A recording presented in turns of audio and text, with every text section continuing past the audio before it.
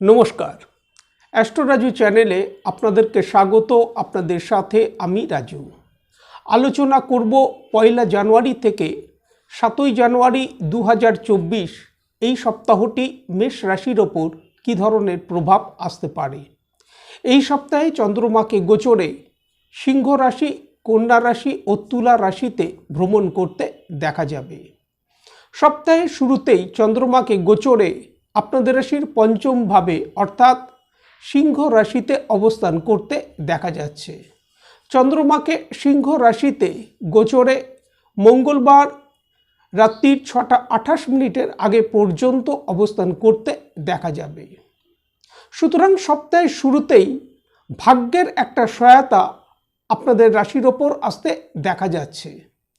এই সময় প্রপার্টি সংক্রান্ত কাজকর্মের ক্ষেত্রে লাভপ্রাপ্তি আসতে দেখা যাচ্ছে। বিগত দিনে প্রপার্টি সংক্রান্ত বিষয়ে কোনো সমস্যা থেকে থাকলে তা সলভ করবার ক্ষেত্রে অনুকূল সময় থাকতে দেখা যাচ্ছে।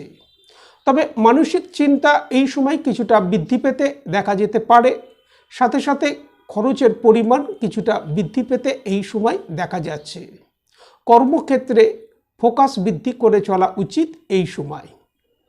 মঙ্গলবার রাত্রির 6টা 28 মিনিটের পর চন্দ্রমা গোচরে আপনাদের রাশির ষষ্ঠ ভাবে অর্থাৎ কন্যা রাশিতে প্রবেশ করবে এবং শুক্রবার ভোর 6টা 47 মিনিটের আগে পর্যন্ত চন্দ্রমাকে গোচরে কন্যা রাশিতেই অবস্থান করতে দেখা যাবে। এখানে চন্দ্র কেতুর সাথে যুতি করবে, যার কারণে গ্রহণ দোষ তৈরি হবে। আর এই গ্রহণ দোষ তৈরি হবার কারণে মানসিক একটা সমস্যা এই সময় মনের মধ্যে কাজ করতে দেখা যাবে। আর এই মানসিক সমস্যা থাকার কারণে এই সময় মানসিক স্থিতির সাথে সাথে শরীর স্বাস্থ্যের প্রতি কিছুটা খেয়াল রাখা উচিত। আটকে থাকা কিছু কাজ এই সময় সম্পন্ন হতে দেখা যাচ্ছে, তবে গৃহে বাদ বিবাদ না আসে এই বিষয়ে খেয়াল রাখা উচিত। সাথে সাথে কর্মক্ষেত্রে কিছুটা ওয়ার্ক প্রেশার এই সময় আসতে দেখা যাচ্ছে এবং কিছু কাজ সম্পন্নের ক্ষেত্রে এই সময় ডিলে হতে দেখা যেতে পারে। শুক্রবার সকাল 6টা 47 মিনিটের পর চন্দ্রমা গোচরে আপনাদের রাশির সপ্তম ভাবে তুলা রাশিতে প্রবেশ করবে এবং সপ্তাহের শেষ চন্দ্রমাকে গোচরে তুলা রাশিতেই অবস্থান করতে দেখা যাবে। অর্থাৎ তুলা রাশিতে চন্দ্রমা রবিবার বিকেল 4টের আগে পর্যন্ত তাকে অবস্থান করতে দেখা যাবে। সুতরাং সপ্তাহের মধ্যভাগে গ্রহণ দোষ থাকার কারণে যে সকল সমস্যা বিঘ্ন আসতে দেখা যাচ্ছিল তা থেকে এই সময় রিলিফ আসতে দেখা যাবে। বৃহস্পতির দৃষ্টি চন্দ্রের ওপর থাকবে, গজকেশরী যোগ তৈরি হবে।